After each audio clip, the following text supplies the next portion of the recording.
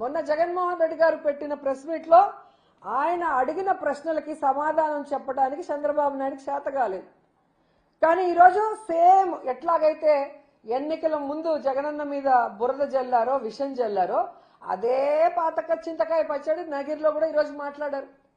ఆయనకు సూటిగా నేను అడుగుతున్నాను, ఈరోజు జగనన్న చేసిన రీసర్వే వలన మీ ప్రభుత్వానికి 400 కోట్ల రాయితీలు వచ్చింది నిజం కాదా?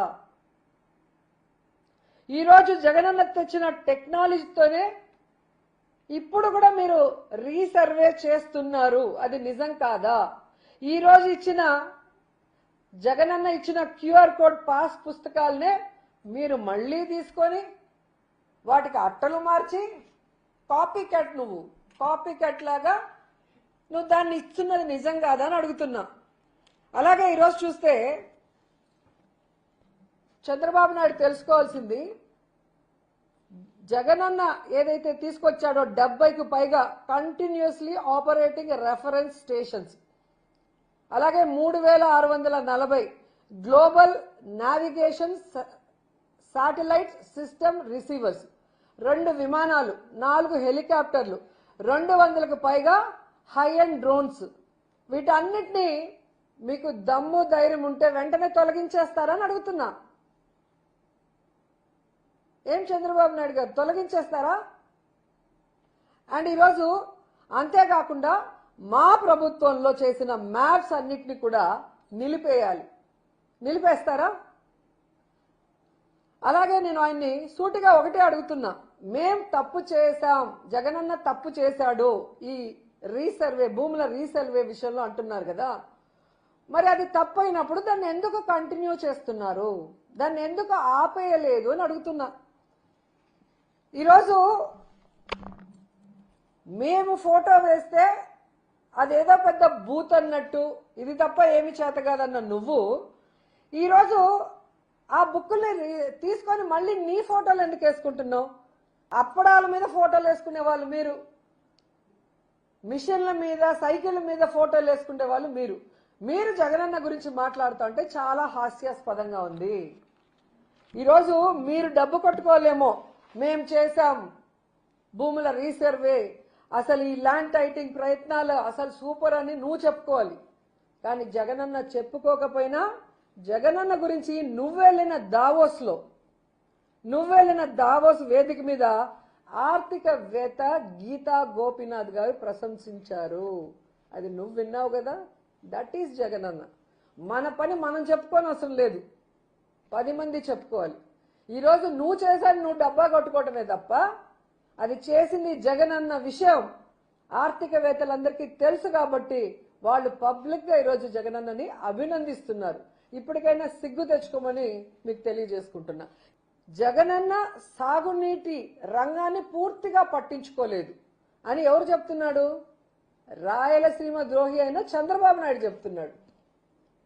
ఈరోజు రేవంత్ రెడ్డి పబ్లిక్ గా అసెంబ్లీలో చెప్పాడు, ఈరోజు రాయలసీమ లిఫ్ట్ ఇరిగేషన్ ని నేను చెప్తే చంద్రబాబు నాయుడు ఆపేశాడు. ఎందుకు రేవంత్కి భయపడుతున్నావు?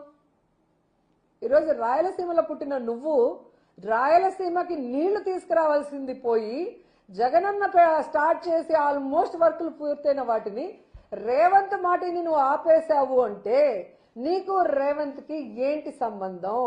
మీ ఇద్దరి మధ్యలో ఏం జరుగుతుంది? అంటే నీ ఆస్తుల గురించి రాయలసీమ రైతుల భవిష్యత్తు, ప్రజల భవిష్యత్తు రేవంత్ దగ్గర తాకట్టు పెట్టావా? లేదా నువ్వు చేసిన ఎదవ పనులు రేవంత్కు తెలుసు కాబట్టి భయపడి రాయలసీమ నీటి ఏమంటారు ఈ ప్రాజెక్ట్ ని తాకట్టు పెట్టావా అని అడుగుతున్నాను. నన్ను అక్రమంగా అరెస్ట్ చేశారు అని చెప్పి జగన్మోహన్ రెడ్డి గారి గురించి అవాకులు చవాకులు పేలాడు మీటింగ్ లో. ఈరోజు స్కిల్ స్కామ్ లో నువ్వు సంతకాలు పెట్టి షెల్ కంపెనీలకి అమౌంట్లు ట్రాన్స్ఫర్ చేసుకొని దాని ద్వారా కోట్లాది రూపాయలు కొల్లగొట్టి సాక్ష్యాలతో నువ్వు దొరికి నువ్వు అరెస్ట్ అయ్యి జగన్ గారి మీద నువ్వు ఎలా అబద్ధాలు చెప్తావు? నిజంగా ఈరోజు మేము అక్రమ కేసులు పెట్టలేదు, నువ్వు అక్రమంగా కేసులు కొట్టేసుకుంటున్నావు. ఈరోజు నేను నిప్పు అని నువ్వు చెప్పుకుంటావు కదా, మరి నువ్వు నిప్పు అయినప్పుడు ఈరోజు కోర్టులో నిర్దోషిగా నిరూపించుకోవాలి, కానీ నీ కిందున్న సిఐడి మీద ఒత్తిడి తీసుకొచ్చి కోర్టులో తప్పుడు నివేదికలు ఇప్పించుకొని కేసులు ఎందుకు తీసేసుకుంటున్నావు అని అడుగుతున్నా. నవ్వారని కేసు, కేక్ కోసారని కేసు, కోడిని కోసారని చెప్పి కొట్టుకుంటూ రోడ్డు మీద తీసుకెళ్లటం ఎంత అన్యాయం అండి. మీరేమో తలకాయలు నడి రోడ్లో నరికేస్తారు, వాళ్ళ మీద ఎటువంటి కేసులు ఉండవు. ఏది మరి అరాచక పాలన? చంద్రబాబు నాయుడుదా మాదా? సిపిఎం వాళ్ళు ఆందోళన చేశారని పీడీ యాక్ట్ పెట్టారు. ఒక పబ్లిక్ కాజ్ కోసం ఆందోళన చేస్తే పీడీ యాక్ట్ పెట్టారు అంటే ఈ ప్రభుత్వం ఎంత దిగజారిపోయిందో ఒకసారి చూడండి. అసలు ఇంకా విద్యార్థి సంఘాలు ఆందోళన చేస్తే వాళ్ళ మీద ఏకంగా రౌడీ షీట్సే ఓపెన్ చేశారు. ఇది ఎక్కడ న్యాయం చెప్పండి? విద్యార్థులకి వాళ్ళకి ఇవ్వాల్సింది మీరు ఇవ్వరు, వాళ్ళ హక్కుల కోసం వాళ్ళు పోరాడితే రౌడీ షీట్లు తీస్తారు.